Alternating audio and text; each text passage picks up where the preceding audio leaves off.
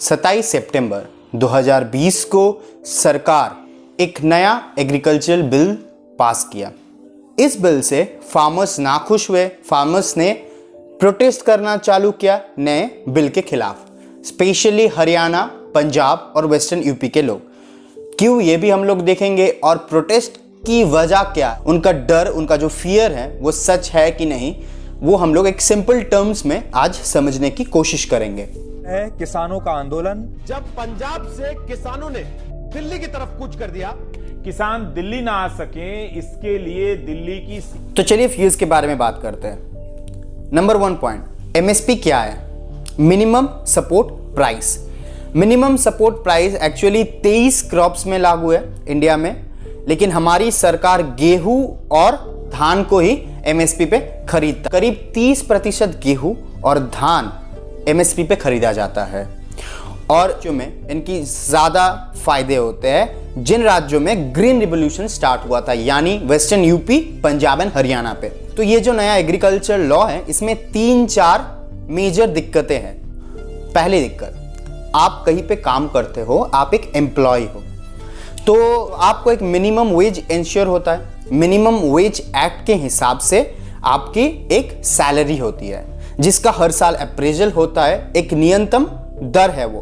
तो ऐसे ही खेती में मिनिमम सपोर्ट प्राइस लाया गया था, ये इंश्योर करने के लिए कि भाई अगर किसान अपने खेती में कुछ उगा रहा है तो एक मिनिमम प्राइस, एक एक्स दाम में वो खरीदा जाएगा ही, भाई कि वो कुछ भी कर ले उतना तो उसको मिलने वाला है। अब हैरान करने वाली ये बात है कि इन तीनों लॉज में मिनिमम सपोर्ट प्राइस का कोई जिक्र या मेंशन नहीं है।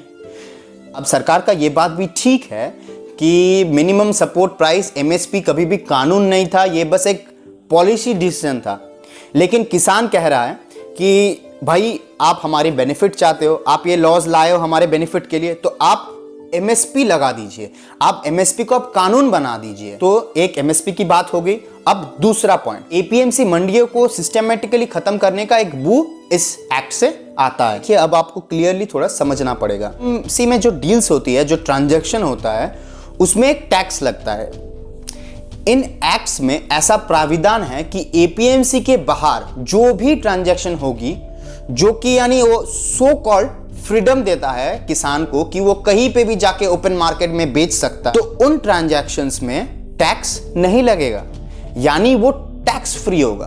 सिंपली एग्जाम्पल लेके अगर हम लोग देखें, इसका बहुत सारे एग्जाम्पल्स है, जैसे एजुकेशन हो गया, टेलीकॉम हो गया, हेल्थ हो गया।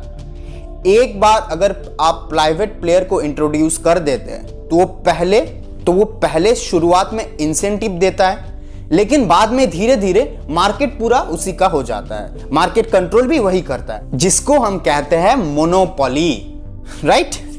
उबर के साथ आप देखे ही होंगे, अमेजोन के साथ आप देख ही रहे, और जियो, भैया जियो का एग्जांपल तो देखे ही है ना। एनीवे, पहले प्राइस घटा के कंपनीज को छोटा कर दिया, अब उसके बाद पूरा प्राइस वही कंट्रोल करता है। ऐसे ही एग्रीकल्चर में एक कॉर्पोराइजेशन की बू यहां से इन लॉज से आती है। धीरे धीरे सरकारी मंडियों को खत्म कर दिया जाएगा, क्योंकि अगर ट्रांजैक्शंस ही नहीं होंगे तो वो मंडियां नहीं रहेगी, और अगर प्राइवेट प्लेयर्स आ गए तो वो इंसेंटिव देके पहले फार्मर्स से चीजें खरीद लेंगे, उसके बाद उसका मोनोपोली गेम शुरू होगा। तो एमएसपी का कोई जिक्र नहीं है। दूसरा, एपीएमसी मंडियों को बर्बाद करना। तीसरा पॉइंट, कॉन्ट्रैक्ट फार्मिंग को हम एक एग्जाम्पल लेके समझाते हैं।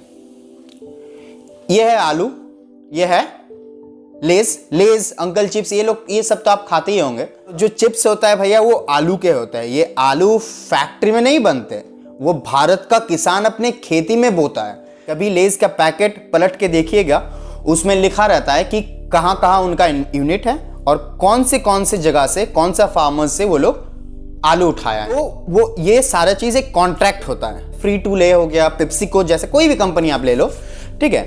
तो वो जो कंपनी के साथ जो एक एग्रीमेंट कॉन्ट्रैक्ट होता है, उसे कहते हैं कॉन्ट्रैक्ट फार्मिंग। इसके मिसयूज के एग्जाम्पल भी कर सकते हैं। गूगल कर लीजिए फटाफट और इसके मिसयूज के ढेर सारे एग्जांपल्स इंडिया में आपको देखने के मिल जाएंगे। अब ये कॉन्ट्रैक्ट फार्मिंग को स्ट्रेंथन करते हैं। ये लॉज कहते हैं कि अगर कॉन्ट्रैक्ट फार्मिंग में कोई डिस्प्यूट होता है, यानी अगर कॉर्पोरेट कहे किसान को कि जो आलू हमने बोला था वो आलू ये साइज का नहीं था, ये साइज नहीं होगा, या फिर ये क्वालिटी का नहीं है चाहिए हमको, तो हम ये दाम आपको नहीं देंगे। तो ये जो डिस्प्यूट है, इन केस में फार्मर सिर्फ एसडीएम यानी सब डिविजनल मजिस्ट्रेट और डीसी डिस्ट्रिक्ट कलेक्टर तक ही जा सकता है। जुडिशियरी में जाने का कोई प्राविधान ही नहीं है। इसका फियर हम आपको कैसे समझाएं मालूम नहीं, लेकिन जो गांव में रहते हैं, जो छोटे छोटे कस्बों में रहते हैं, उनको क्लियरली समझ आता है कि इन सरकारी बाबुओं से ना एक आम नागरिक के लिए कितना मुश्किल है। अब चौथा पॉइंट, एसेंशियल कमोडिटीज एक्ट। यह इंश्योर होता है कि जंग के अलावा कभी भी कोई भी सिचुएशन में आप अगर होर्डिंग करते हैं, आप अगर स्टोर करके रखते हैं, तो उसका रेगुलेशन करेगी सरकार, यानी आप होल्ड करके नहीं रखें। अब ये नया लॉज से ये होर्डिंग का लिमिट, द स्टोरेज लिमिट जो रहता है वो हटा दिया। मतलब कोई भी प्राइवेट प्लेयर जो आएगा वो जितना मर्जी स्टोर करते जाएगा।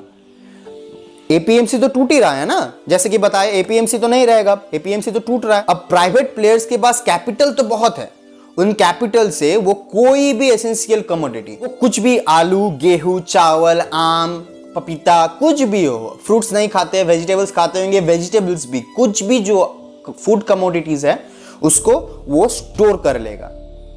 ठीक है ना। ऐसा अगर आपको लगता है, शंका है, तो वॉलमार्ट आप देख लीजिए, गूगल कर लीजिए। एनीवे, तो जो कंपनी आएगा वो फार्मर से खरीदेगा और स्टोर करेगा। अब भैया बेसिक इकोनॉमिक्स है, कोई रॉकेट साइंस नहीं है, बेसिक इकोनॉमिक्स है। जो सप्लाई कंट्रोल करता है वो प्राइस कंट्रोल करता है। तो मार्केट में ये जो एसेंशियल कमोडिटीज, जो फूड कमोडिटीज आप लोग चाहते हो, जो आप लोग खाते हैं, वो अब प्राइवेट प्लेयर्स डिसाइड करेंगे, उसका प्राइस प्राइवेट प्लेयर्स डिसाइड करेंगे। कुछ फियर्स है, ये कुछ रियल फियर्स है फार्मर्स के अंदर। किसान जख्मी है और इन जख्म को भरने के लिए हमको गड्ढे खोदना, वाटर कैनन यूज करना नहीं है, एक ब्रिज बनाने की जरूरत है। 2.5 महीने से प्रोटेस्ट चालू है, लेकिन एक भी प्रोग्रेशन नहीं है इसमें। अब ये आपकी रिस्पॉन्सिबिलिटी है कि आप इसको इमोशनली नहीं, रैशनली, फैक्ट्स के साथ लोगों को समझाइए। फैक्ट्स को लोगों तक पहुंचाने के लिए आप मेरा हेल्प करिए, वीडियो को शेयर करके, लाइक करके और चैनल को सब्सक्राइब। आई नो 99% लोग ये वीडियो एंड तक नहीं देखें, क्योंकि दिखावे के लिए एक्टिविज्म करना बहुत ही आसान है, लेकिन समझ के उसके ऊपर सोल्यूशन निकालना 1% लोगों को ही आता है, और उन 1% लोगों से मुझे फर्क पड़ता है।